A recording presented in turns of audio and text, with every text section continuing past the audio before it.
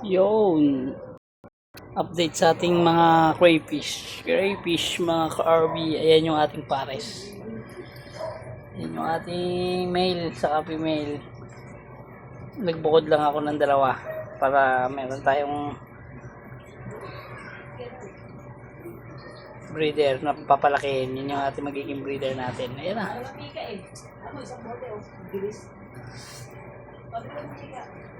ito yung ano natin.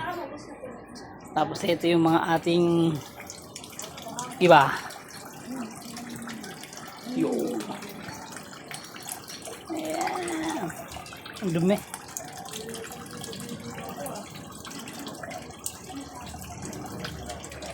So mga karbi, yan. Yan, pagka nagkaroon tayo ng mga hatch na berry, dyan natin ilalagay. Yun, naglagay tayo ng ano doon, mayroong maakit na crayfish dyan. Binabaging nila, nagpapahinga sa taas. So yan, pag siguro pag naparami natin, ayan, ito binubukod ko kasi yung mga ano, mga lettuce ko para hindi nauubos agad. Naglalagay tayo rito paunti-unti kasi kinakain nila eh. Ito yung una kong pond. So nag-expand tayo, may sira kasi tayo swimming pool, nilagay na natin dito yan para malaki. Tapos pagka nagkaroon tayo ng mga railings, no, dyan na natin ilalagay.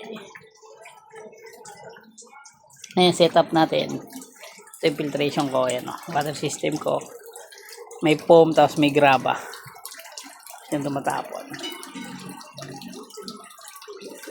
So naglagay talaga ako ng ganon para may ano yan, mga sobra kong ano, lababo, nilagyan ko ng foam tapos nabubuhay yung ano nila, gumaganon, kinakain nila yan. Tapos nagiging bagging, kumbaga pag nawawalan ng oxygen doon sila umaakyat, nagiging tambayan nila yan. Meron nga yan sa taas eh, nagkakaroon ng tubig, doon din sila natutulog minsan.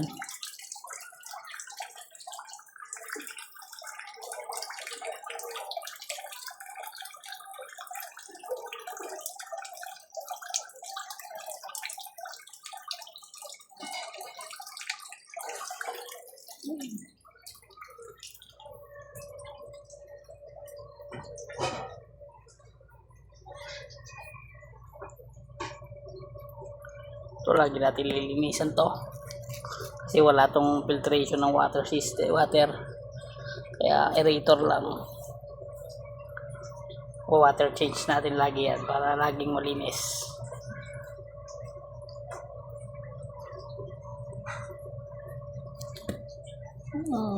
Natin ang lalaki na nila, no?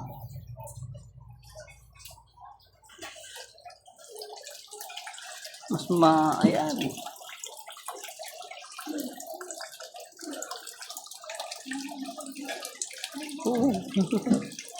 Ipit oh. Nagkakasipitan na.